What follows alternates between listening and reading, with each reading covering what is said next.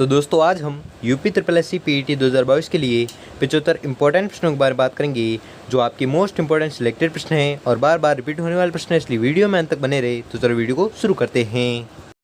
तो आपका पहला सवाल है कि पानीपत के प्रथम युद्ध एवं खानवा के युद्ध में बाबर की विजय के मुख्य कारण थे। तो मुख्य कारण क्या था? एक था युद्ध की तुगलकनामावती और दूसरा था बारूद का प्रयोग। ये दोनों कारण थे जिसका पानीपत के प्रथम युद्ध एवं खानवा के युद्ध में बाबर की विजय के मुख्य कारण थे। इसलिए आपका सही जवाब होगा ऑप्शन नंबर 3। ऑप्शन नंबर 3 है जो आपका राइट आंसर हो जाएगा।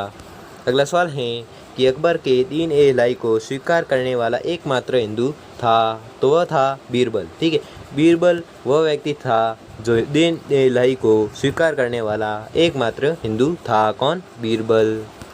अगला सवाल है कि अकबर की धार्मिक नीति का मूल उद्देश्य क्या था? तो मूल उद्देश्य था सार्वभौमिक सहिष्णुता। ठीक है, सार्वभौमिक सहिष्णुता है जो अकबर की धार्मिक नीति का मूल उद्देश्य था। क्या था? सार्वभौमिक सहिष्णुता। अगला सवाल है कि अकबर ने कौन सा नया धर्म चलाया था? तो आपको याद रखना है अकबर ने चलाया था दीन-ए-इलाही धर्म। ठीक है, तो दीन-ए-इलाही धर्म किसने चलाया था? तो आपको याद रखना है यह चलाया था अकबर ने। अगला सवाल है कि दीन-ए-इलाही का प्रधान पुरोहित कौन था? तो आपको याद रखना है वह था अबुल फजल। ठीक है, अबुल फजल वह व्यक्ति था जो दीन-ए-इलाही का प्रधान पुरोहित था। अगला सवाल है कि अकबर मुस्लिमों के किस सिलसिले का भक्त था? तो अकबर था चिश्ती सिलसिले का भक्त। कौन? अकबर। अगला सवाल है कि अकबर ने 1583 में कौन से नए कैलेंडर को जारी किया? तो आपको याद रखना है अकबर ने जारी किया था इलाही संवत। ठीक है, इलाही संवत कब जारी किया था? तो 1583 में जारी किया था। ठीक है, यह एक प्रकार का कैलेंडर है जो 1583 में जारी किया था। कौन सा? इलाही संवत, जो किसके द्वारा जारी किया था? अकबर द्वारा। अगला सवाल है कि अकबरनामा की रचना किसने की थी? तो आपको याद रखना है यह रचना की थी अबुल फजल ने। ठीक है, तो अबुल फजल ने रचना की थी किसकी? अकबरनामा की रचना की थी किसने? अबुल फजल ने। अगला सवाल है कि तुजु के बाबरी या बाबरनामा नामक पुस्तक किसके द्वारा रचित हैं? तो आपको याद रखना है यह रचित हैं बाबर द्वारा। ठीक है, तो बाबर की अगर रचना के नाम पूछे या पुस्तक का नाम पूछे तो आपको याद रखना है बाबर की पुस्तक का नाम है तुजु के बाबरी या बाबरनामा। ये पुस्तक है इसकी बाबर की। अगला सवाल है कि मुग़ल बादशाह जहांगीर द्वारा लिखे गए ग्रंथ का नाम है? तो आपको याद रखना है वह ग्रंथ है तुजु के जहांगीरी। ठीक है, तुजु के जहांगीरी वह ग्रंथ है जो मुग़ल बादशाह जहांगीर द्वारा लिखे गए ग्रंथ है। कौन सा? तुजु के जहांगीरी। अगला सवाल है कि मुग़ल बादशाह शाहजहाँ के समकालीन ग्रंथ पादशाहनामा का लेखक का नाम बताइए। तो उसके लेखक का नाम है उपयुक्त सभी मोहम्मद अमीन कज़विनी, अब्दुल हमीद लाहौरी और मोहम्मद वारिस। ये तीनों हैं जो पादशाहनामा के लेखक है। इसलिए आपका सही जवाब होगा ऑप्शन नंबर 4।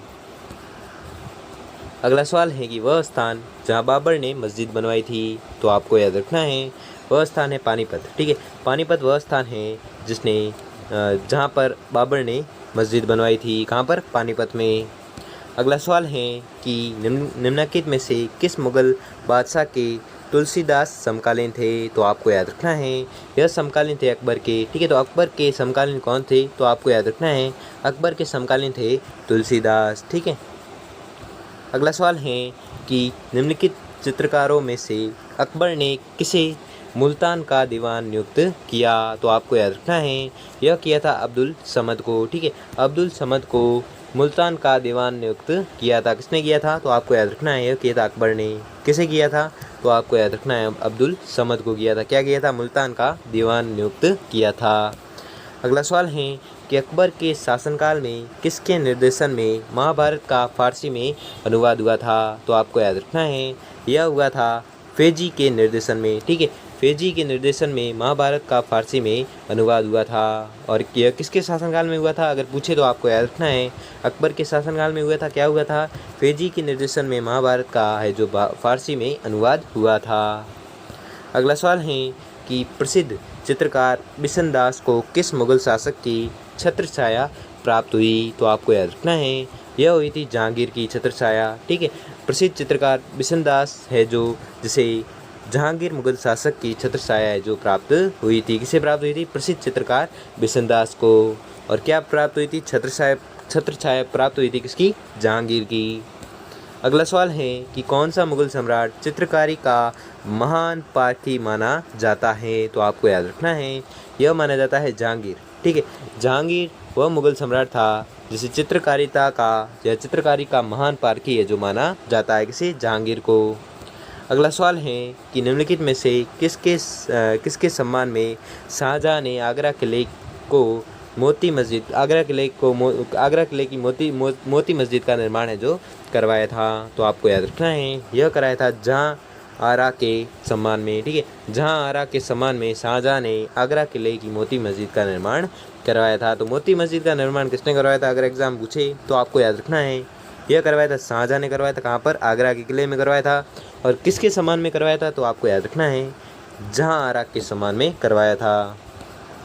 अगला सवाल है कि किस मुगल सम्राट ने प्रसिद्ध तख्त-ए-ताउस बनवाया था? तख्त-ए-ताउस यानी मयूर सिंहासन है जो बनवाया था। तो आपको याद रखना है, वह मुगल सम्राट था शाहजहां। ठीक है, शाहजहां वह मुगल सम्राट था जिसने प्रसिद्ध तख्त-ए-ताउस यानी कि मयूर सिंहासन है जो बनवाया था, तख्त-ए-ताउस। अगला सवाल है कि मुगलों के समय हुए स्थापत्य शैली में परिवर्तन कहलाता है? तो क्या कहलाता है?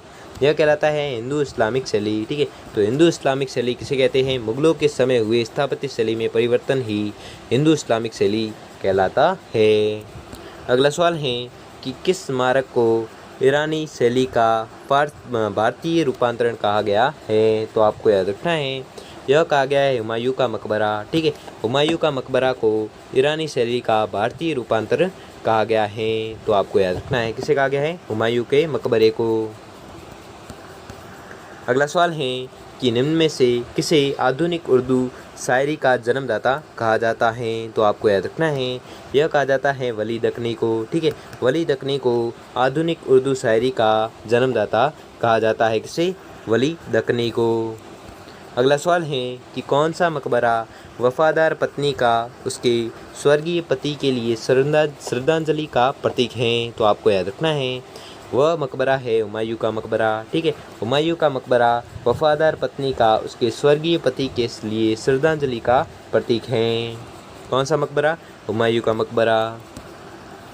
अगला सवाल है कि तुजू के बाबरी का फ़ारसी में अनुवाद किसने किया था? तो आपको याद रखना है, यह किया था अब्दुल रहीम खान खाना ने। ठीक है, अब्दुल रहीम खान खाना ने तुजू के बाबरी का फ़ारसी में अनुवाद किया था। किसने? अब्दुल रहीम खान खाना ने। अगला सवाल है कि अकबर का मकबरा कहाँ पर है? तो आपको याद रखना है, अकबर का मकबरा है सिकंदरा में। और सिकंदरा कहाँ पर? आगरा में। ठीक है, अकबर का मकबरा कहाँ पर है? अगर पूछे परीक्षा में तो आपको याद रखना है, यह मकबरा है सिकंदरा में। और सिकंदरा कहाँ पर है? आगरा में। अगला सवाल है कि एतमादुद्दौला का मकबरा बनवाया था, तो किसने बनवाया था? यह बनवाया था नूरजहां ने। ठीक है, तो नूरजहां ने किसका मकबरा बनाया था? अगर एग्जाम पूछे तो आपको याद रखना है, यह बनवाया था एतमादुद्दौला का मकबरा बनवाया था। किसने? नूरजहां ने। अगला सवाल है कि किसने अपनी रचना प्रमुखतः शेरशाह सूरी पर केंद्रित की? तो आपको याद रखना है, वह की थी अब्बास खान शेरवानी ने। ठीक है, अब्बास खान शेरवानी ने अपनी रचना मुख्यतः शेरशाह सूरी पर केंद्रित की थी। किसने की थी? अब्बास खान शेरवानी ने। अगला सवाल है कि हिंदी के प्रसिद्ध कवि एवं पद्मावत के लेखक मालिक मोहम्मद जायसी के साई संरक्षक थे, तो कौन थे? वह थे शेरशाह। ठीक है, शेरशाह वह व्यक्ति थे जो हिंदी के प्रसिद्ध कवि एवं पद्मावत के लेखक मालिक मोहम्मद जायसी के साई संरक्षक थे। कौन? शेरशाह। अगला सवाल है कि ताजमहल का शिल्पी था, तो ताजमहल का शिल्पी कौन था? वह था उस्ताद ईसा। ठीक है, उस्ताद ईसा था जो ताजमहल का शिल्पी था। अगला सवाल है कि निम्नलिखित में से कौन सा एक भवन फतेहपुर सीकरी में स्थित नहीं है? तो वह है किला-ए-कुहना मस्जिद। ठीक है, किला-ए-कुहना मस्जिद है जो फतेहपुर सीकरी में स्थित नहीं है। अगला सवाल है कि निम्नलिखित युग्मों में से कौन सही सुमेलित है? तो सही सुमेलित युग्म बताना है, तो इसमें सही सुमेलित युग्म है बाबर काबुल। जो सम्राट बाबर हैं उनका मकबरा कहाँ पर स्थित है? काबुल में। और दूसरा है जहांगीर, और जहांगीर का मकबरा है जो लाहौर में स्थित है। इसलिए आपका सही जवाब होगा ए और बी। ए और बी आपका राइट आंसर हो जाएगा, इसलिए आपका सही जवाब होगा ऑप्शन नंबर 4।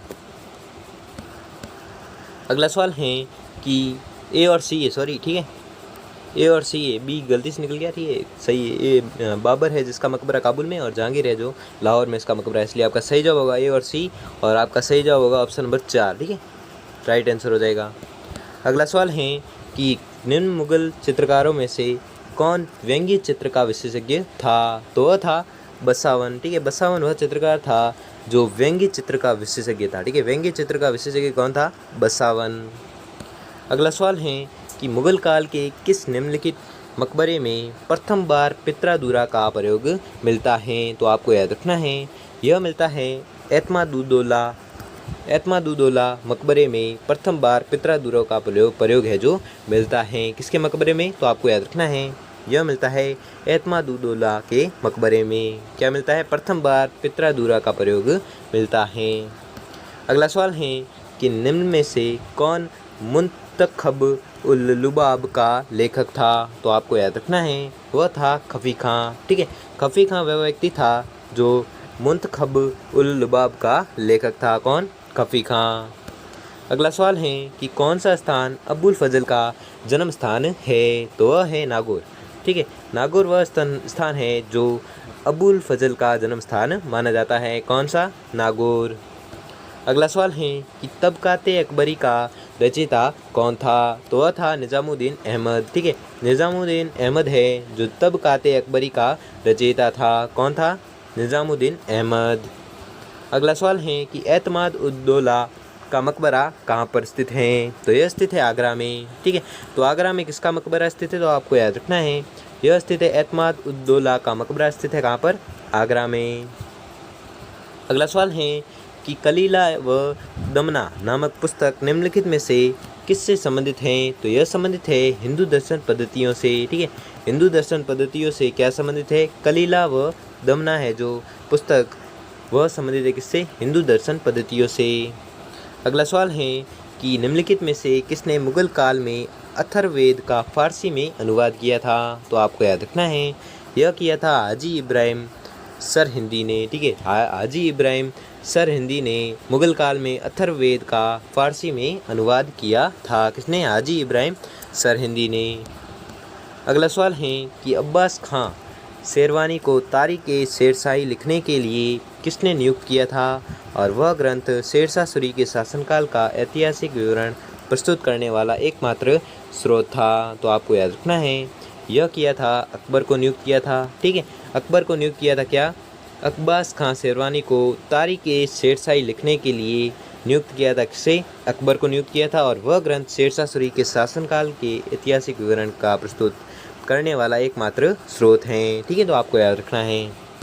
अगला सवाल है कि किस स्मारक को ईरानी शैली का भारतीय रूपांतरण कहा गया है? तो आपको याद रखना है, वह स्मारक है हुमायूं का मकबरा, ठीक है, हुमायूं का मकबरा वह स्मारक है जिसे ईरानी शैली का भारतीय रूपांतरण कहा गया है। किसे कहा गया है? हुमायूं के मकबरे को कहा गया है। अगला सवाल है कि दिल्ली में खैरुल मनाजिल नामक मदरसे का निर्माण किया था। तो किसने किया था?